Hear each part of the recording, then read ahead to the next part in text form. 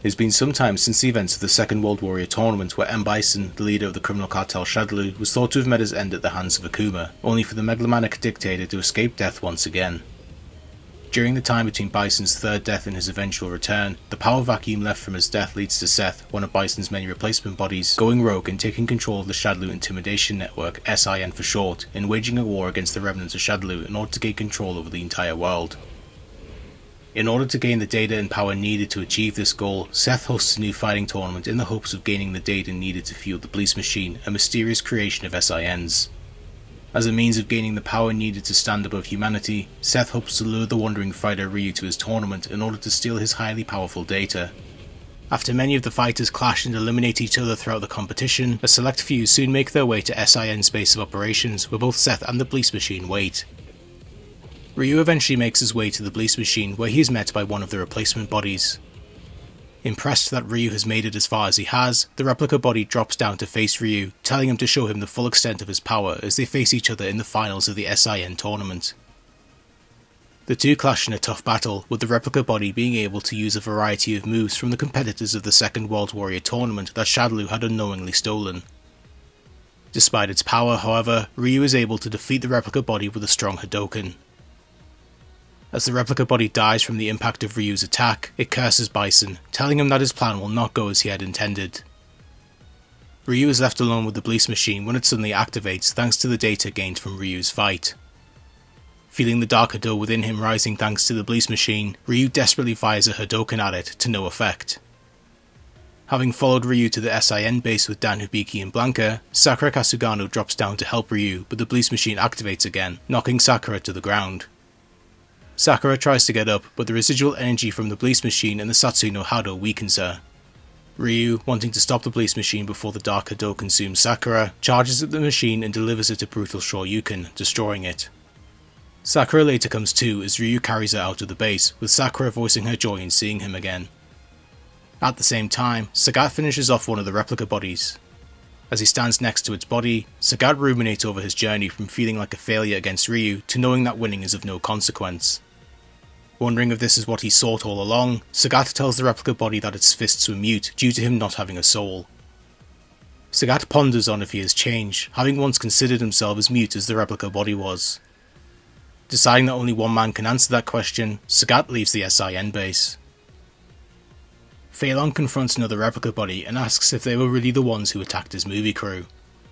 The replica body mocks Fei Long and the movie industry for being puppets, but before it can reveal anything, it is stabbed from behind by a kunai, killing it. Disappointed in not having gotten any answers, Fei Long leaves. Having defeated another replica body, Rolento offers it a glorious death in battle by blowing it and the room they're in up with grenades. After confirming its death, Rolento sends his militia to scour the room for anything of worth, unaware that he had also destroyed their valuable databanks. Zangief finishes off another replica body, but is distraught as he realises that he never got a souvenir for the young man he helped on his way to the tournament. Too distracted to have even understood what the replica body told him before its death, Zangief suddenly realises what he can do. Deeper into the base, DJ taunts a defeated replica body as he uses his rhythm to finish it off. DJ's victory is broadcasted around the world, further boosting his popularity and sending his superstardom flying to higher heights. Having arrived together to find Seth and destroy S.I.N, Interpol agent Chun-Li, US Air Force Major Guile and the amnesiac Abel decide to split up and search the base separately. Vega, meanwhile, sneaks into the base and immediately rushes to download S.I.N's data for himself. After obtaining a drive for the valuable data, Vega quickly hides as Chun-Li runs into the room. Vega then takes his chance and drops down, smashing a button that releases toxic gas into the room and triggering the base's self-destruct sequence. After leaving Chun-Li to die, Vega voices his joy in S.I.N's data being able to allow Shadaloo and his beauty to live on forever. As Chun-Li desperately tries to escape the room, gas begins flowing in. Chun-Li calls Guile and begs him to get the data out of the base, but fails to reach him as she passes out. Guile quickly rushes through the crumbling base as he desperately tries to call Chun-Li to tell her that he got the data, but to no avail. Suddenly, Guile's attacked by another replica body and drops the data. Before he can fight the replica body, however, Abel suddenly arrives and tackles it to the ground before yelling at Guile to find Chun-Li, leaving Guile to run deeper into the base. Unbeknownst to them, however, is that Gen has managed to rescue Chun-Li from the room, though the two are soon trapped by falling debris. As Gen laments the power of death, he has a vision of Goken and Akuma fighting. Inspired by the vision, Gen quickly breaks free from the rubble and stands to his feet. Questioning if his life will fade into nothingness, Gen adamantly refuses to let death embrace him and leaves Chun-Li behind. Meanwhile, Abel faces the defeated replica body as it begs to fight more, claiming to almost recall its memories.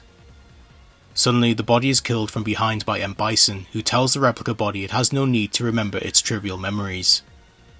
Bison then faces Abel, telling him that he has grown since they last met.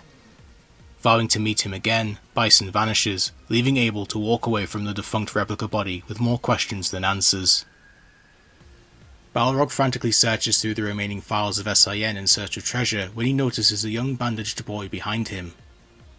Initially not interested, Balrog takes note of the boy when he asks for help, revealing a glowing Shadowloo insignia on the palm of his hand. Considering today his lucky day, Balrog leaves the base with the boy under his arm, having secured his payday. Having come to the base with Sakura and Blanca, Dan runs away from the burning base in terror as he collides with Blanca. The terrified duo are almost engulfed in flames when they are saved by Ryu and Sakura, who use their combined Hadokens to dissipate the flames.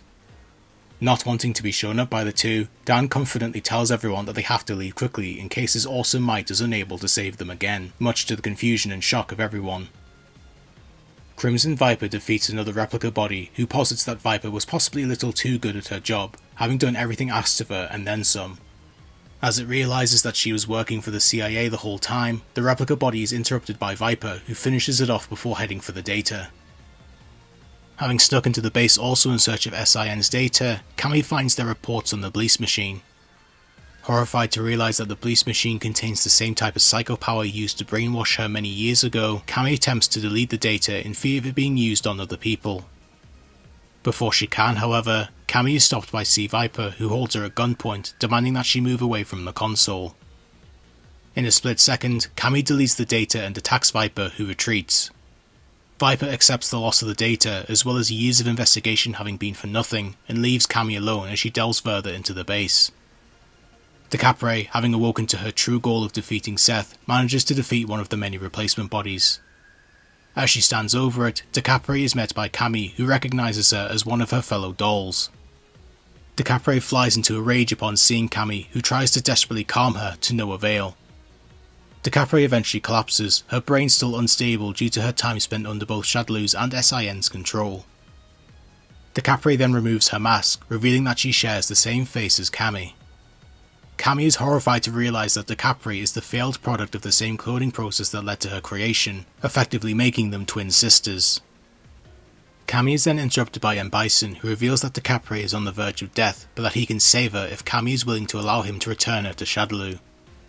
While Cammy tries to assess the situation, the suffering Decapre briefly breaks free of her mind control and reaches out to Cammy. Cammy, too stunned to react, is forced to watch as Bison takes Decapre into his grasp and retreats into a portal with her. Decapre and Cammy take one last look at each other, Cammy finally remembering Decapre is the big sister that used to protect her as a child, before she eventually passes out and is taken away. Juri Han uses the chaos of the invading fighters to defeat another replica body. Calling Juri a witch, the replica body tells her that it knew all along she had no intention of following their orders and that she intended to betray them from the start. Juri laughs at the replica body's dying words, telling it that she just wanted to watch everyone fight each other and that Seth's death was just an added bonus on top. Calling the replica body nothing but a spare, Juri finishes the body off before declaring that she needs to find a new hobby. As the last of its replica bodies are killed off one by one, Seth finds himself confronted by none other than M. Bison. Seth lamented how close he was to realising his plan, but Bison tells him that everything has already gone to his own plan. Seth tries to threaten Bison, but Bison uses the remaining replica bodies to destroy the failure as a lesson in what happens to those that defy him. After the replacement bodies kill Seth, Bison stands over its body but is interrupted by Juri, who makes her presence known by killing two of the bodies. Juri says that she is surprised at Seth's weakness despite considering someone that talked like he was tough. Bison ignores Juri's words and instead notes her Feng Shui engine that was given to her by Seth. Juri activates the Feng Shui engine and tells Bison that he should be more worried about what she's going to do with it. The two clash to an unknown conclusion, with them both eventually giving up their battle and going their separate ways within the base. Rose defeats the last remaining replica body when she is suddenly grabbed by Bison, who tells Rose that he will take back the soul that Rose shares with him. Rose has visions of the production process of Seth and the other replica bodies, as well as the bandaged boy and the bleach machine. While she is left horrified by her visions, Bison takes back their shared soul, putting Rose into a coma. Deciding to let her live, Bison takes Rose with her, considering her excellent fodder for his insatiable spirit.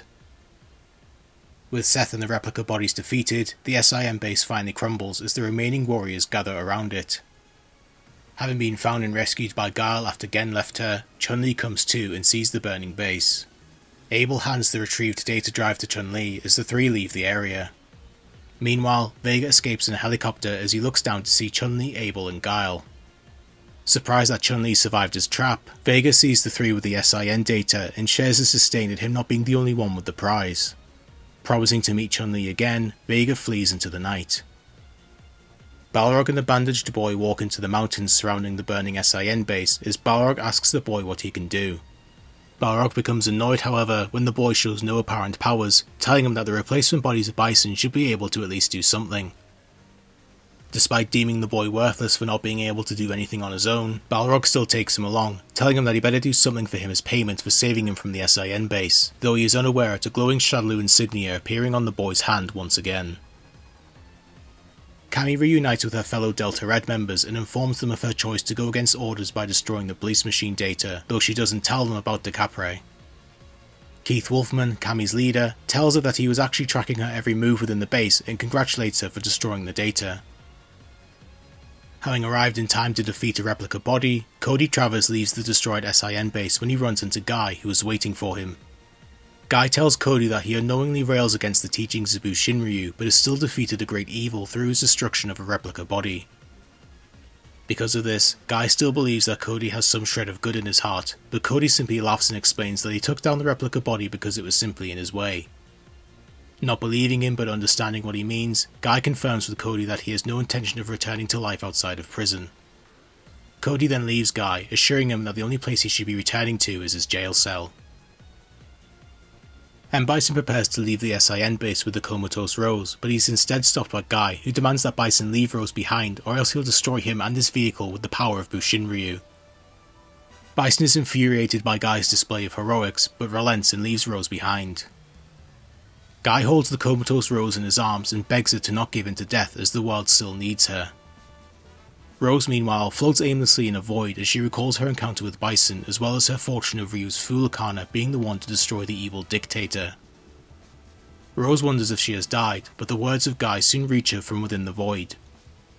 Realizing that she still has work to do in the world of the living, Rose breaks free from the void and comes to in Guy's arms, to his relief.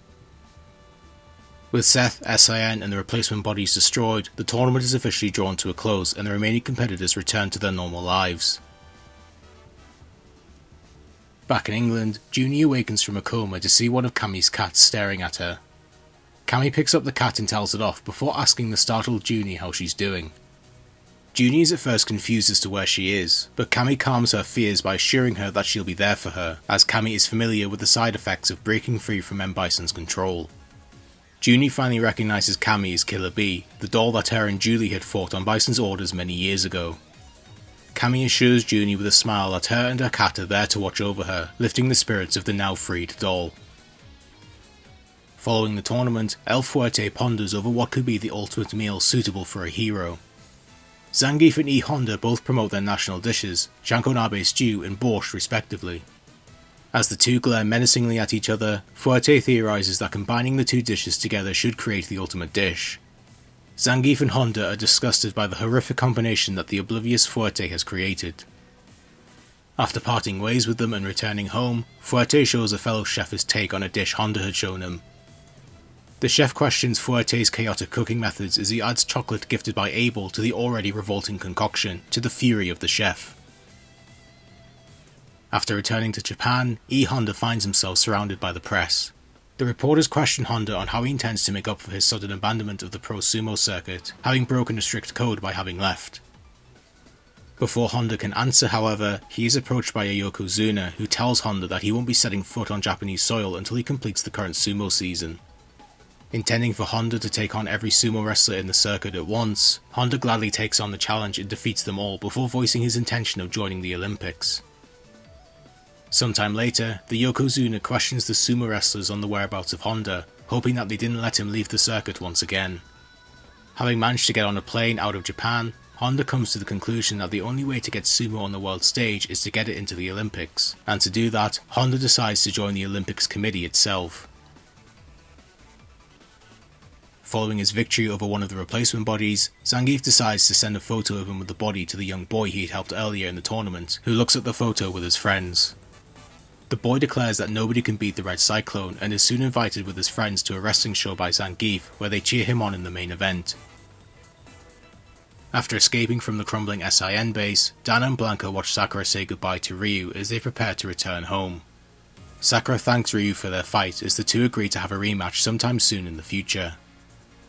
Dan shouts at Sakura to hurry onto the ship as she bids Ryu farewell and joins her friends on board.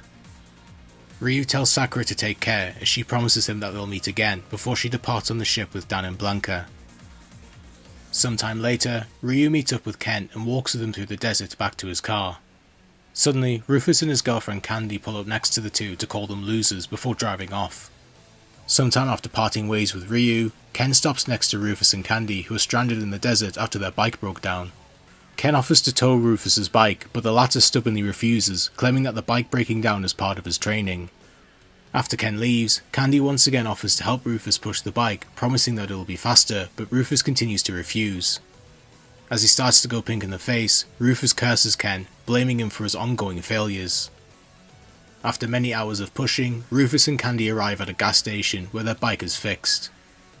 The mechanic is surprised at how far Rufus pushed the bike, to which Candy claims that Rufus is not only the strongest fighter in America, but also a gentleman. Rufus, who cools himself off, confirms Candy's claims and states that simply driving around won't give him the thrills that he's after. With their bike fixed, Rufus and Candy drive off, the two rambling about where their next destination will be. Ken, meanwhile, finally returns home to his pregnant wife Eliza. Eliza welcomes Ken back as he rushes to make sure everything is alright with her and the baby. After easing his concerns, Eliza asks Ken if he saw Ryu. Ken tells Eliza that he did, but that they were too distracted by the other ongoing events to give it their all, though they still enjoyed their fight. Eliza then places Ken's hand on her stomach where Ken feels their baby kick.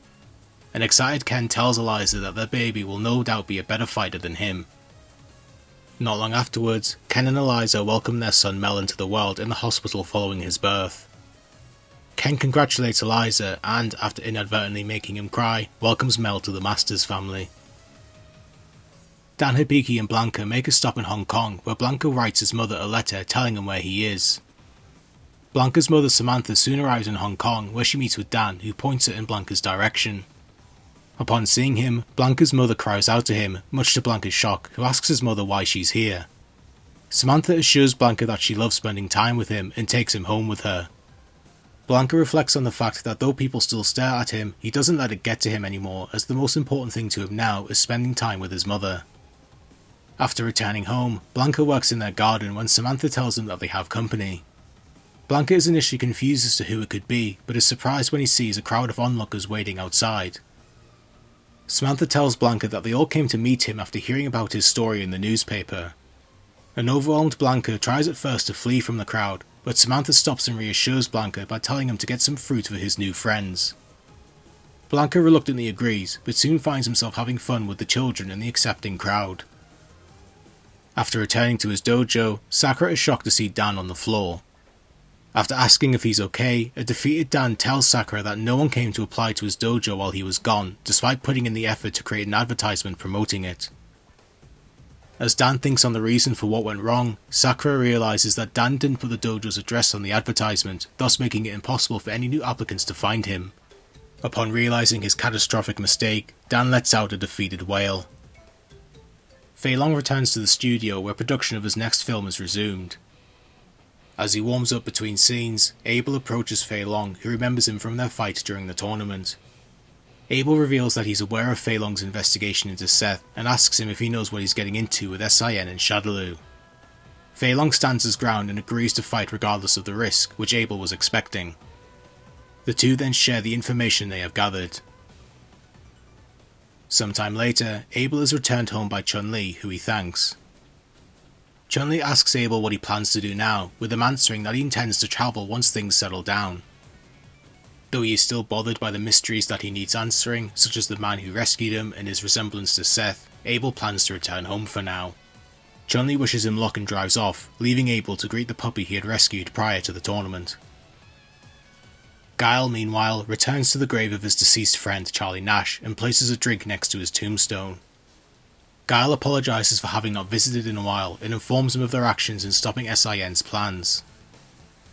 However, Guile still feels that they haven't seen the last of Shadaloo.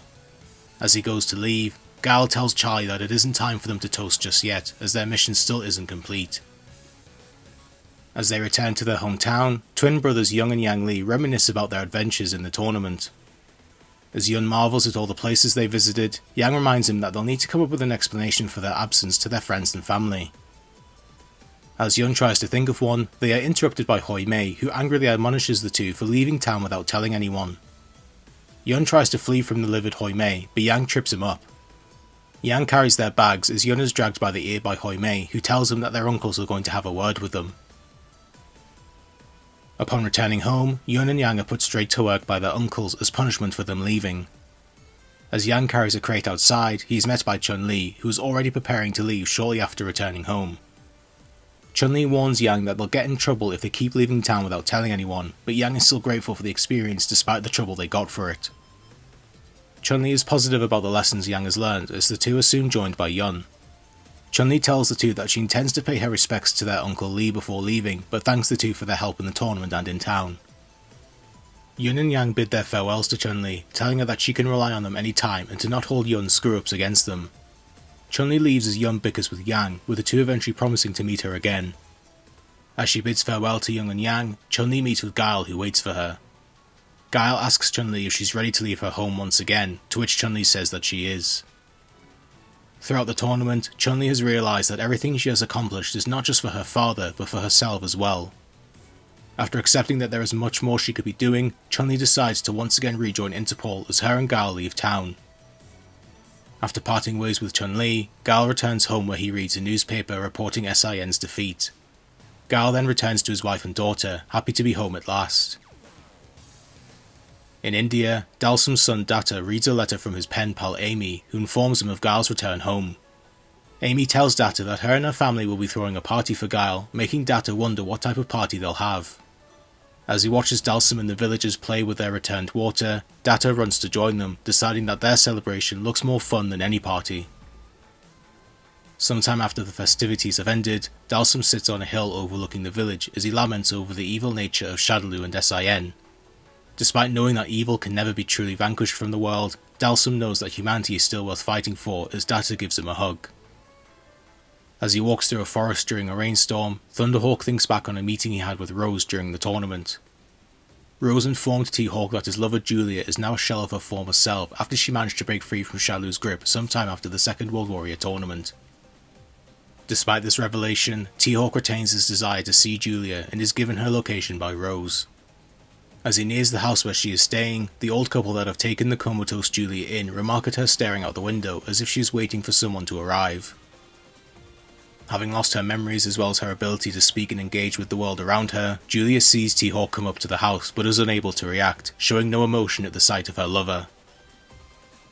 Sagat returns home to his native Thailand as two children welcome him back. Sagat lets the children and a monk accompany him on his walk back as he tells them that he actually had fun on his journey after meeting an old friend. As more villagers join Sagat on his return home, his former pupil Adon watches him from a cliff where he continues to claim that Sagat has been declawed and dethroned. Adon vows to never become what he considers Sagat to be and promises to show the world that his Muay Thai skills are without equal. Adon then returns to the ring where the crowd cheers him on. As the crowd roars, Adon tells his fans that they will witness the birth of a new Muay Thai legend. Crimson Viper arrives back in the United States after completing her mission. As she reflects on the events that have transpired, she is joined by her daughter Lauren, who is surprised that Viper has returned home so soon. Viper and her daughter hug and express their love for each other, happy to finally be reunited. Hakan and Honda bid goodbye to each other at Hakan's house in competitive fashion. Hakan compliments Honda's grip as he leaves, feeling that he could go far in Turkish wrestling if he abandoned sumo for it. Hakan then ponders about the many oils in Japan that Honda had told him about, and tells his wife and many children to make preparations for a trip to Japan, hoping to become the oil king in a new land. Dudley returns to his home in England, where he tells his butler, Arthur K. Gotch, about his journey and failure to gain the roses he had wanted. As he drinks his tea, Dudley looks at his garden and flowers with pride, happy to be home. After returning home safely, Elena practices with her brother while their father watches. Elena reflects on her time spent out in the world and the many friends she has made along the way as she accidentally overpowers her brother. Thinking back on the many people she met, Elena decides that if she can become friends with them, then she can be friends with anyone. Elena tells her father and brother of her newfound desire to travel, wanting to see everything there is in the world. Choosing Japan as her first location, Elena is happy that she has finally found what she has been searching for. Having returned to her family's rundown dojo, Makoto fixes their dilapidated roof as her brother and grandfather look on with concern. Makoto laments her failure to win any prize money despite doing well in the tournament, though she is at least glad to have fought such strong opponents. Deciding to give up on trying to gain money the quick way, Makoto considers fixing up their dojo enough to get it up and running and taking on students. However, Makoto suddenly falls off the roof, but manages to save herself at the last second, though she is exasperated at getting herself into another mess. Hugo Andore defeats a replica body in front of a roaring crowd while declaring himself number 1. As he celebrates, Poison approaches Hugo and notes his increase in strength since their days in the Mad Gear gang. After everyone has left, Poison meets with Hugo and asks him if he wants to work with her. Hugo declines, not wanting to take orders from anyone else anymore.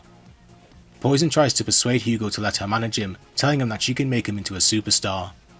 After Poison tells him that they'd be equal partners despite him being as smart as a potato, Hugo thinks back to his mother's encouraging words when he was a child. Mistaking Hugo's silence for refusal, Poison goes to leave, but is shocked when Hugo aggressively questions her on if she thinks he's a potato. Poison nervously says that he does and is horrified when Hugo picks her up, telling her that she can become a potato too. Declaring that the two of them will be number 1, Hugo and Poison leave the arena as partners. Ibuki sprints desperately through a forest as she panics at how late she is to return to the ninja camp being run by the Glade of Ninjas. After jumping through the trees, she comes across the camp going through their morning meeting. Deciding to put her ninja skills to the test, Ibuki tries to silently blend into the crowd unnoticed. However, the camp instructor notices her presence and launches kunais at Sarai, who dodges in time to see Ibuki's disguise fall down, much to Sarai and Ibuki's dismay. Having continued on his wandering path, Ryu eventually comes across Goken. The two silently agree to a match, the master and the student taking each other on for the first time in years. Goken is able to easily defeat Ryu, however, his years spent comatose having no effect on his fighting skill. Knowing that he has been defeated by Goken's power of nothingness, a state of consciousness which is a direct opposite of the Darker Do, Ryu accepts his defeat and falls to the ground unconscious.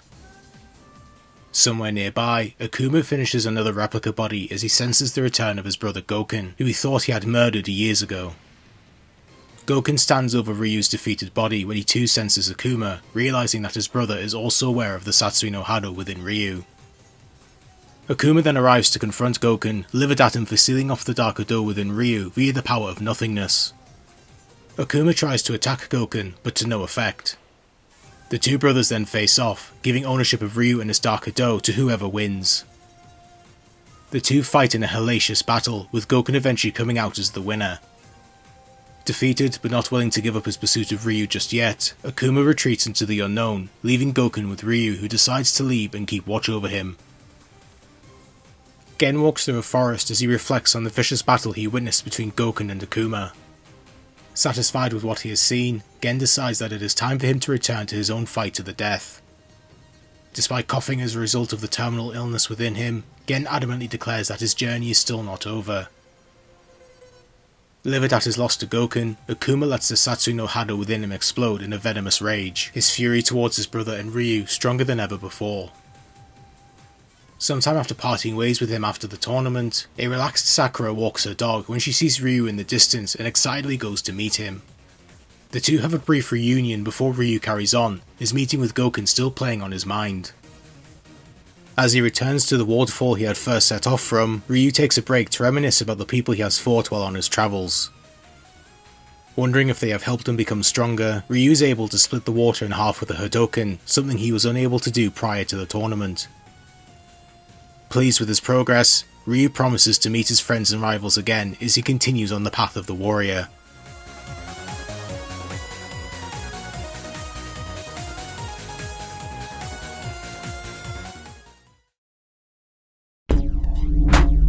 We await your return, warrior.